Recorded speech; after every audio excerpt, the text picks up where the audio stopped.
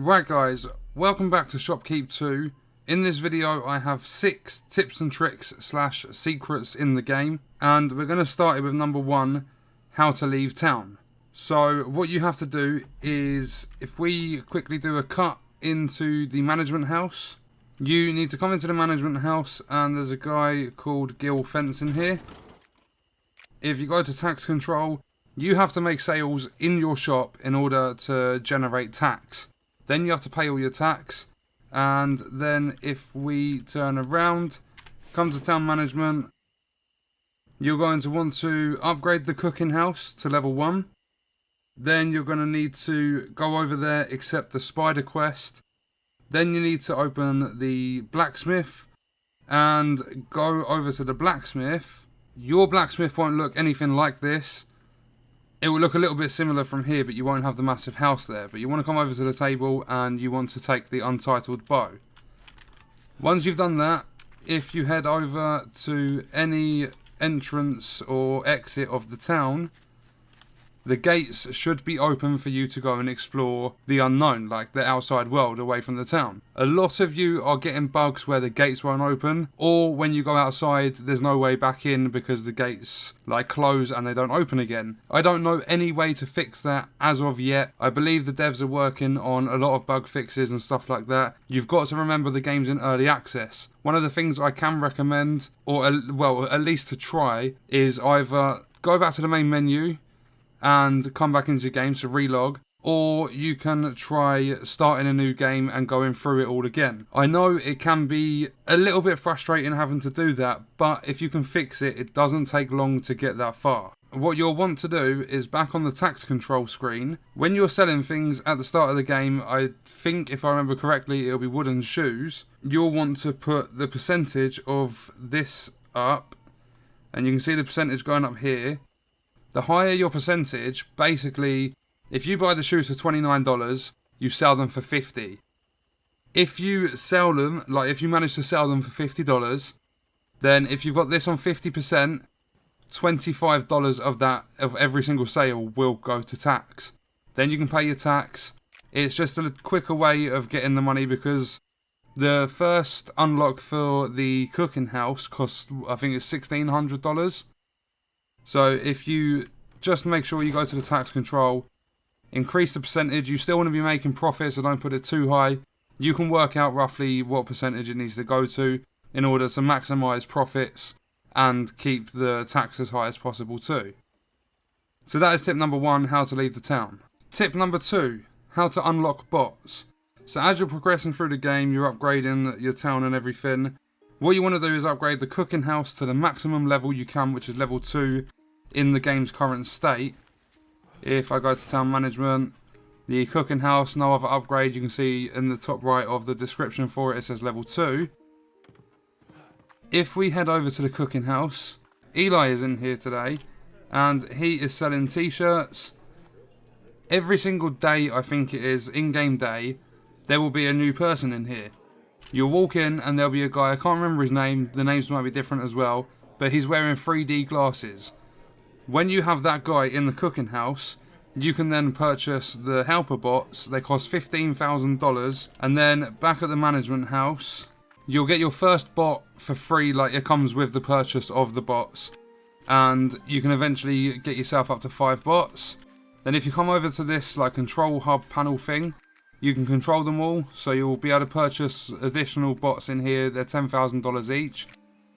But your first bot will be sat there idle. What you want to do is click stock, repair or clean. I've got 3 on stock, 1 repair, 1 clean. And then it will tell you their current state. So this guy's on stock. You level up their stocking.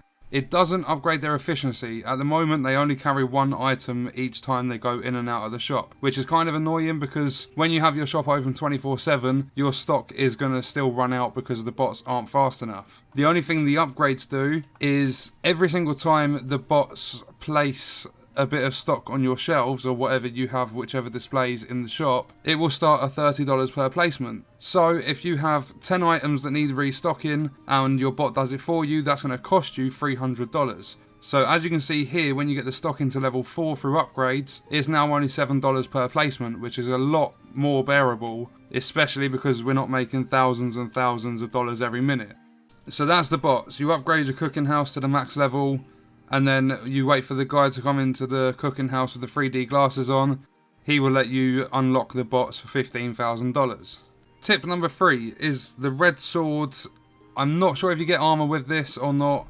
I haven't actually done it myself. I was looking through the discussions on Steam and I saw people talking about it.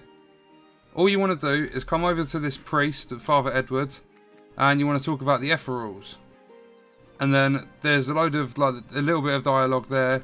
Then what you want to do is leave the father, come into Sir Poshington, and there should be a thing to talk about the Ephorals to Sir Poshington. When you've done that, you want to leave the town. What you want to do is head to the north exit up here of the town, and I believe it's somewhere around here. Now there should be a guy here, like a body, that has a quest. There it is. Accept the Dead Ephral quest. Back to Father Edward. There is a dead glowing body in the forest. We now have 1 new item to order. Dead Ephrals are turning up. 12 new items for me to order. So if you come back into Sir Poshington, he's got some more stuff. And then in the order scroll, you'll now have Runic sword, plate pants, plate chest, plate helmet, plate shoulders, plate boots, plate gloves. Then you get magelord gloves, boots, cowl, pants, robe and shoulders. And the Runic sword is the red sword. When all the magelord items are equipped, this is what your guy will look like. And the Runic sword looks something like this. You will also have 705 health with all the magelord stuff. When you put plate stuff on, you only have 105 health, so that is really, really bad. But your guy will look something along the lines of that. Number 4 is a secret vendor, and we're going to be heading into Crystal Land, which isn't actually developed yet. So if we come out of this east exit from the town and follow the path along, when we get further along here, there's going to be a skeleton standing there with an axe in his head. And if we talk to him, he basically explains he's just standing there providing info. He's not looked in the mirror, he just feels something's like deep in his skull. And then he says, sure, you can pass, but there's nothing there, to be honest. So you're going to run through, avoiding all the rocks. And we're going to follow this path around to the right. And on the right hand side, you will see what looks like a little temple kind of thing. So we're going to carry on sprinting, waiting for the stamina to regen. And then if we turn right, it says under construction, but ignore that and walk through. There's some missing textures and stuff. And then just keep running, follow this path all the way around. And there is a guy standing here called the Keeper with chests behind him. Did you ever have 3 arms? I would advise to tread lightly with questions to which answers would not lead to a good end. And when you go to buy, you have a cleaning bag, a fixing bag, battle horn, fierce tooths, heart jewels and spiked pendants. They're quite expensive, I don't have the money on me, but you can buy some stuff off this guy. And he's like a secret little vendor kind of thing. Number 5 is fire embers. You're going to need the blacksmith open and you want to buy a shovel. And then if we head out of the west gates, follow this path kind of, and you want to veer off to the right when we get some stamina back. And over in the distance you can see the burning tree.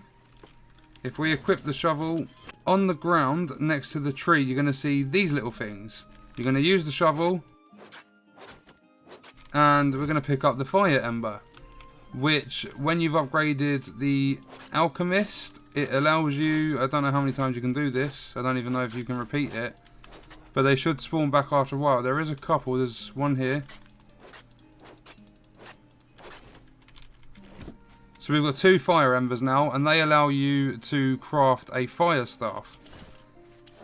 This is the frost staff, and then you get a fire one as well. Not used it yet. This is the first time I've actually managed to gather some fire embers. And number 6, last but not least, how to buy the farm. What you need to do is upgrade the alchemist building and he will give you the option to buy it. There's also a quest there for a herb package. So you need to get 10 weeds, which you can do once you've unlocked the farm. You go and you buy a plot of land for 8,000. You plant weeds, let them grow. You can get anything between 2 and 4 weeds from each harvest. Once you've got 10, head back to the alchemist. He will let you create a herb package. With that herb package, you want to take it to the ship. The ship is down here just past the village where the vendors are. And at the end of the dock, there'll be a guy standing there. You hand him the package and he will give you $10,000. So that was 6 tips and tricks / secrets for Shoppe Keep 2. That is also the end of this video. I hope you guys enjoyed it. Thank you for watching.